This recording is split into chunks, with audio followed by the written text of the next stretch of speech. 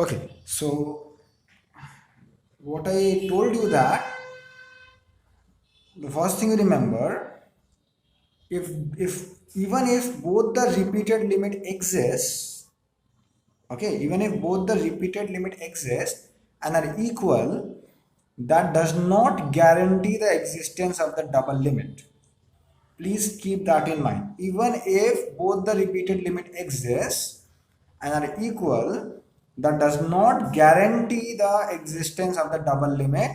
I have already showed you example for that, xy by x square plus y square. This function, for this function, both the repeated limit exist as 0, 0 and are both 0, but still the double limit at 0, 0 does not exist.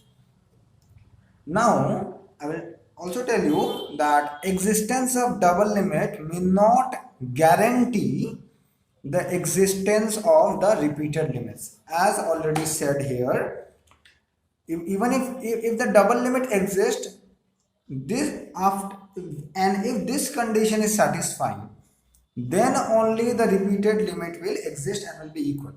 But if this condition is not satisfied, then the repeated limit may not even exist.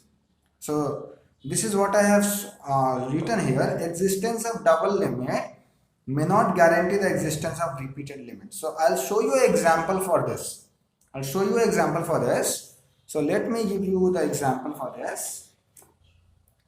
So example for that one. Okay, you may just give the heading here. I will not write it. You write the heading here. Existence of double limit at a comma b, or just you simply write existence of double limit may not guarantee the existence of repeated limit. So this example will be for this purpose, that double limit exists but the repeated limit may not exist. So here is the question: f of x comma y is this.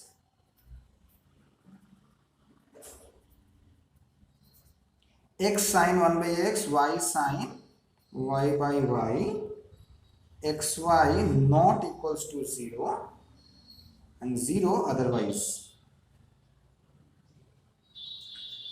So if you remember this, I have already done this question. I'll show you where I have done this question. So here limit x tends to 0, y tends to here, this is the double limit of x comma y is 0. We have done this, you remember? I will show you just a minute. Where I have done this, I'll show you.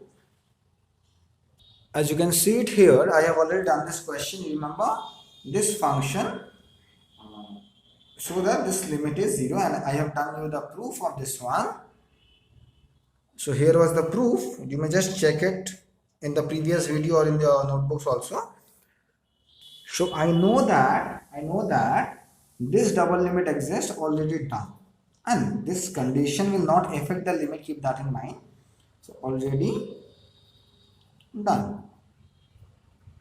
Okay, so the double limit exists. So let's see about the repeated limits.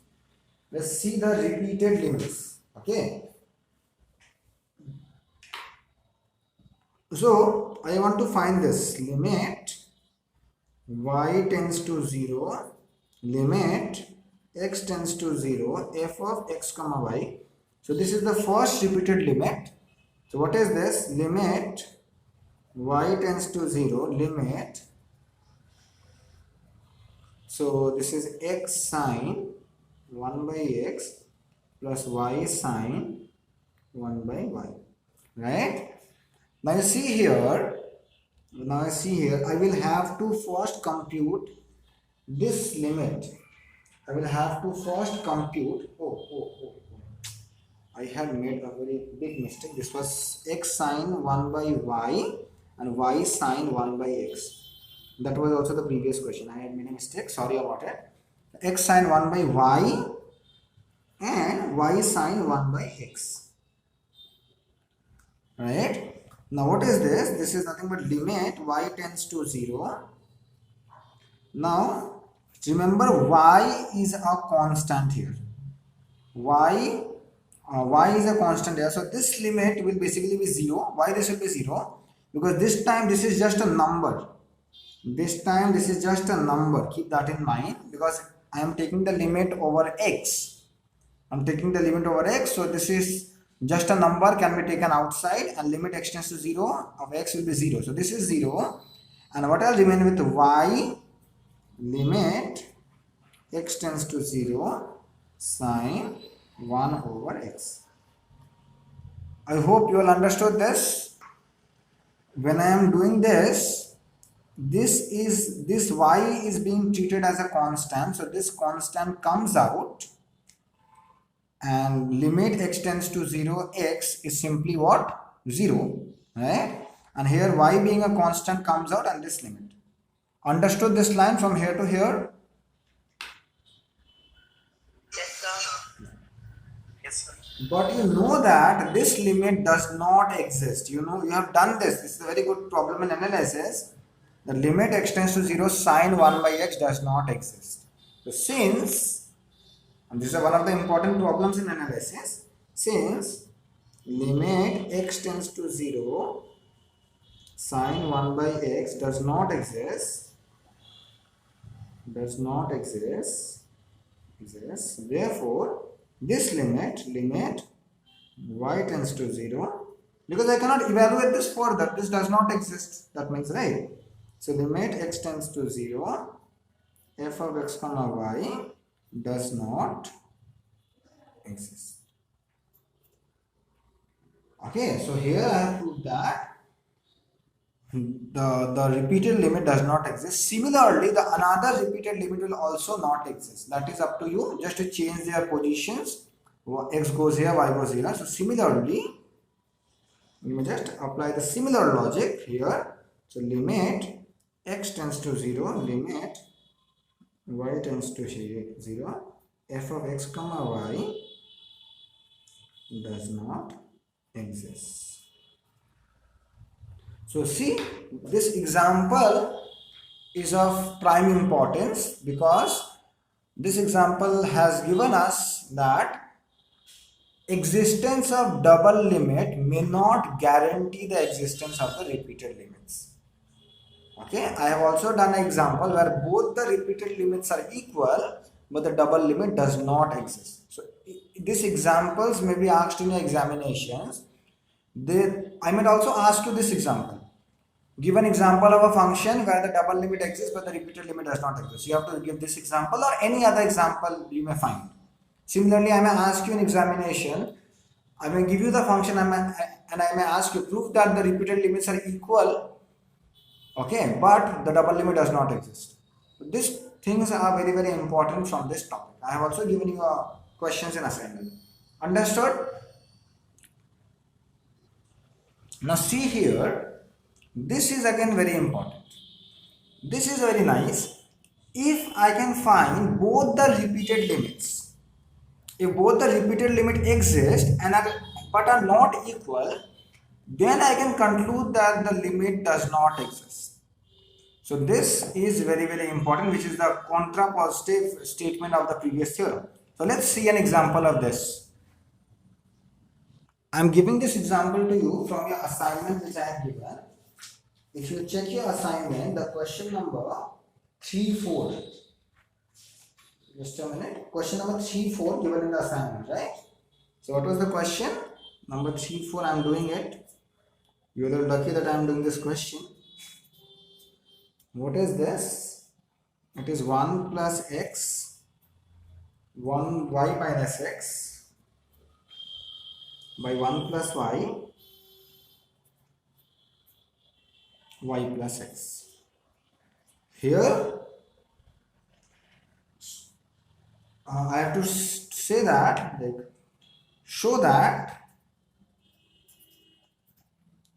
I am giving a question, so that this, I have changed the question slightly, so that this does not exist. There they are saying prove that the repeated limit exists, but show that the double limit does not exist. And I am simply saying you that show that this does not exist.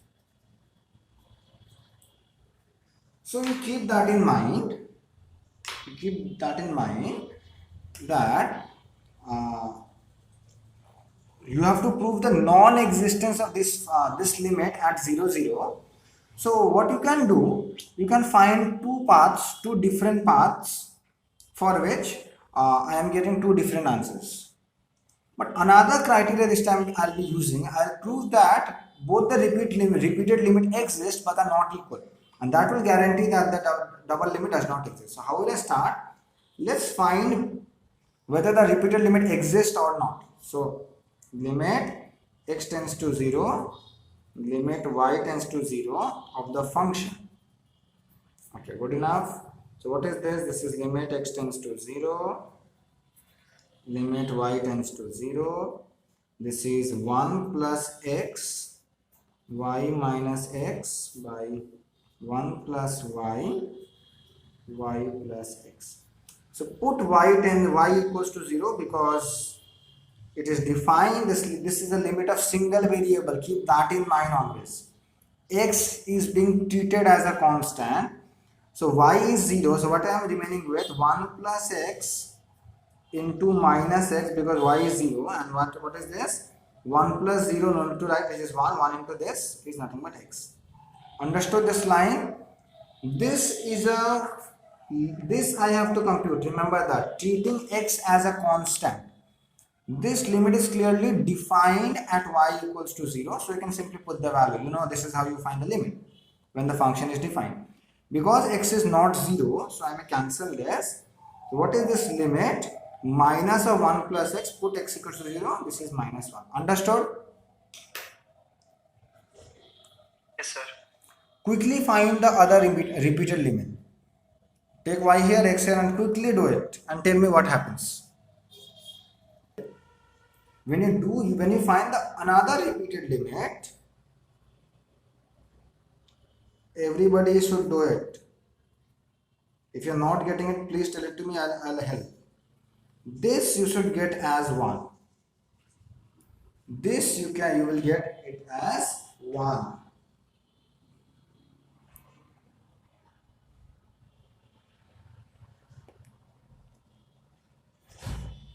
Got it, all of you? So what am I seeing? Since both the repeated limits actually exist, x tends to 0, limit y tends to 0, this limit also exists, which is minus 1, and this limit also exists, limit y tends to 0, limit x tends to 0, f of x comma y, but they are not equal, so I can conclude that the double limit cannot exist. I can conclude that the double limit does not exist. So limit x tends to 0, y tends to 0, or x comma y tends to 0, 0. This does not exist.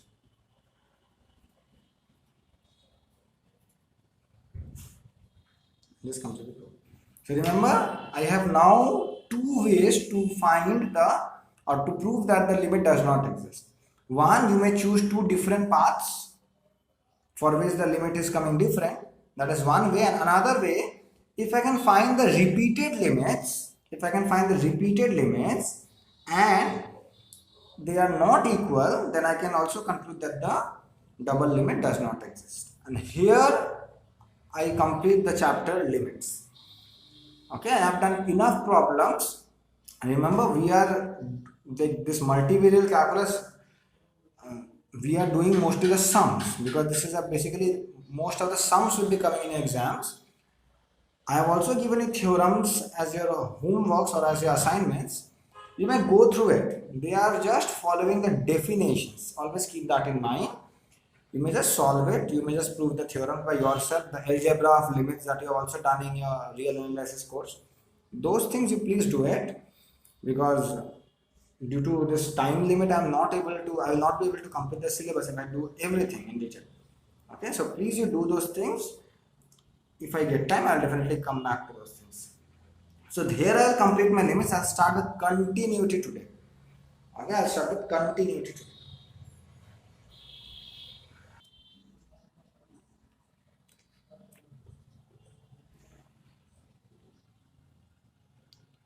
So continuity.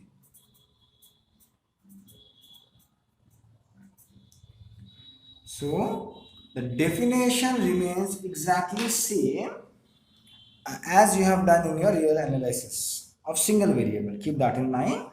So when was the function continuous at a point A belonging to its domain? When the limit at A, when the limit at A was same as f of A. That was the definition. Here also the same thing. When will I say a function of suppose two variables, two independent variable is continuous at the point a comma b if the limit at a comma b, if the limit at a comma b is same as f of a comma b. So let me write the definition. So the definition remains exactly same. So let D be a subset of R2. I am doing it for R2, but you can definitely extend this definition to Rn. Okay, and f be a function from D to R. F be a function from D to R. This be a function from function of two independent variables, two independent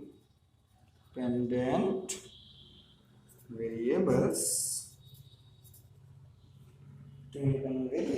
and a comma b belongs to domain. This time the points should be basically in the domain. Keep that in mind, that this point should not be just the limit point. Keep that in mind. Okay, so this belongs to the domain, because to find f of a comma b, the a comma b must be in the domain. If it is the limit point and it is not belonging to the domain, then you cannot find the functional value at a comma b. Or you may also write that this intersection the limit points, the set of all limit points. But even if you write this, all right. So and then this point belongs to be the limit point, but inside D. Why inside D is important? Because I want to find the value of f of a comma b, and f of a comma b you can only find when a comma b is in the domain. Keep that in mind. Okay, then f is said to be, or f is continuous, f is continuous at a comma b if and only if. So what is the definition? The limit at a b, that means limit x comma y tends to a comma b, f of x comma y, this is same as f of a comma b. So the limit must exist, and that limit must be equal to f of a comma b. So if you compare your definition that you have done in case of single valued functions, the definition remains exactly same. The limit value is same as the functional value at that point. Or you can also write like this: f is continuous at a comma b if and only if, or if I am using the epsilon delta definition of limit. This limit is equal to this. Remember, when limit x comma y tends to a comma b, f of x comma y is L, what happens? Modulus of fxy minus L is less than epsilon, all those things. So if, I will change this to the epsilon delta definition. If for any epsilon greater than 0, right, just look at the definition of limit that I have given. There exists a neighborhood, there exists a neighborhood n, okay, of AB. There exists a neighborhood n of AB such that for all x comma y inside this neighborhood and the domain implies, what it implied? Modulus of fxy minus L. L here is FAB. FAB is less than epsilon. So this is the definition of limit I have written, nothing else. So this limit must exist and is equal to f of a comma b. If I change this definition to epsilon or epsilon neighborhood definition, this will change into this. And what was this n? This n can be circular neighborhood or this rectangular neighborhood or square neighborhood, etc. So understood the definition of continuity? So we'll simply start problems on continuity. As simple as that. Just following the definition. That means when I want to prove that the function is continuous at some point, what will I do? I'll find this limit. Now I know how to find this limit. We have done enough problems of finding the limits, and I will prove that this limit is nothing but f of a comma b. If I can do that, I'll say that the function is continuous. Otherwise, I'll say that the function is not continuous. If this limit does not exist, the function cannot be continuous at that point. So everything revolves around finding this limit. Keep that in mind. Okay. So if this limit exists and is equal to f of a comma b, the function is continuous. If this limit exists but is not equal to f of a comma b, the function is not continuous. If this limit does not exist, then the function cannot be continuous at a comma b. So with these things in mind, we are ready to start the problems. And again I'm telling you, you know how to find this limit, and you also know how to prove the non-existence of this limit. So we will see how to do some problems. So let me take the first question of continuity. So let me write question number 1. So here is the question. This function, I'm talking about this function, when this pair is not 0, 0, then the function is this, and if it is 0, 0, the function is this. Prove that f is continuous at 0, 0. Prove that f is continuous at the point 0, 0. So I have to prove that this function is continuous at 0, 0. That means I will find the limit of this function at 0, 0. So I'll find the limit of this function at 0, 0. If it comes same as f of 0, 0. What is f of 0, 0? It is 0. So if the limit comes to be 0, I can say that the function is continuous. Otherwise, the function is not continuous. Okay, so I have to prove that this is less than epsilon for all this condition must be achieved and so on, right? So I hope you have copied the question. So let me start. I'll start in the same way as I used to find the limit. Keep that in mind.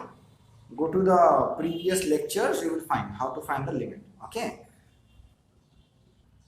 So how did I start it always? Let us choose any number epsilon. So let epsilon greater than 0. We will start by this fxy minus f00. Why f00? Because I want to prove that the limit of this function at 0, 0 is this f00. Okay, I have to find some neighborhood for which this will occur, this will hold. What is fxy? It is, see, when I am taking like xy, both cannot be 0, 0 because I am finding the limit. Keep that in mind. So I have xy by root over of x square plus y square. What is f00? Look at the definition. When both the coordinates are 0, the functional value is 0. So this happens. Understood or no? Now, you know how to simplify this. This is nothing but modulus of xy by root over of x square plus y square. And what is this then? So this is mod x by mod y by, and I'm assuming that the root over, I'm taking the positive root over. Okay, I'm taking the positive root over, keep that in mind, because if I take the modulus, I'm assuming that this, the whatever will come is definitely positive, so I'm going to write the mod. Now use the same logic. This is lesser equals to, mod x is lesser equals to root over of x square plus y square. I have already done this, and root over modulus y is lesser equals to root over of x square plus y square. And what is this? This is root over of x square plus y square. One of them will get cancelled, which is nothing but root over of x square plus y square. Right? So this is less than epsilon.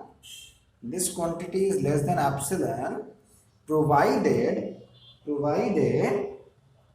if x square plus y square is less than epsilon square, or if x square plus y square is less than delta square, where delta I am choosing it to be same as epsilon. Okay, so you see, for any given epsilon, I have found a neighborhood, the circular neighborhood. Look at this neighborhood, this is circular, for which this limit will be f of 0, 0. So what I'll write? Thus,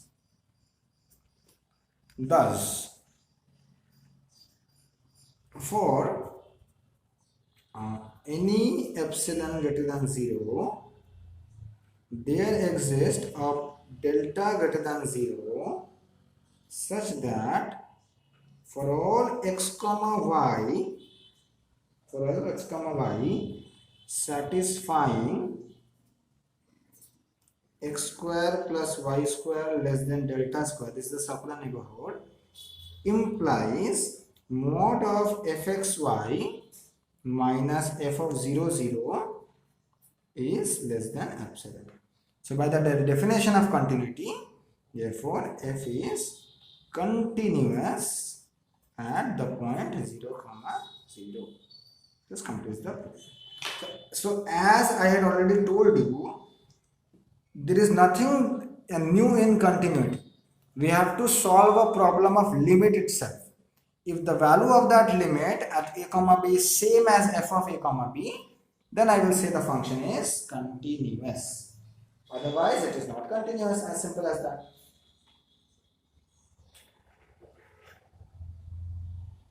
So let me take a new question. Let f of x comma y be this function. Okay, so the definition is given in this broken form. Why definitely? Because at 0, 0 this is undefined. So at 0, 0 I am defining the function to be 0. Prove that f is not continuous at 0, 0. I want to prove that the function is not continuous at 0, 0. That means I will have to show either the limit at 0, 0 does not exist, or I have to show that the limit exists but is not equal to 0. So if any one of the two conditions is achieved, I can say that the function is not continuous. And by the way, we know that this limit does not exist, right? So let's see. We evaluate this limit by the definition of continuity, right? X comma y tends to 0, 0, f of x comma y. Okay, so let us approach. I have done this question, by the way. This limit does not exist, right? Let us approach to 0, 0 along this line, along y equals to mx. And what will I get? Then limit x tends to 0, f of x comma y is nothing but mx. I'll be very quick because I have already done this question with you all. What is this at 0, 0 at x comma mx? Assuming that x is not 0, because limit as x tends to 0. So when x is not 0, this condition is achieved. So xy by x square plus y square, xy. So x into mx. So mx square by x square plus m square x square. Right? It's not working properly. This will be better. So this is nothing but limit x tends to 0 mx square by taking x square common 1 plus m square. This got cancelled. This limit is m by what I am seeing. For different lines I'll get different answers. Suppose this m was 1, I'm getting half, and when this m is 3, I'm getting 3 by 10, something like that, no? Okay, so I'm getting different answers if I approach 0 0 using different lines. Okay, so which is different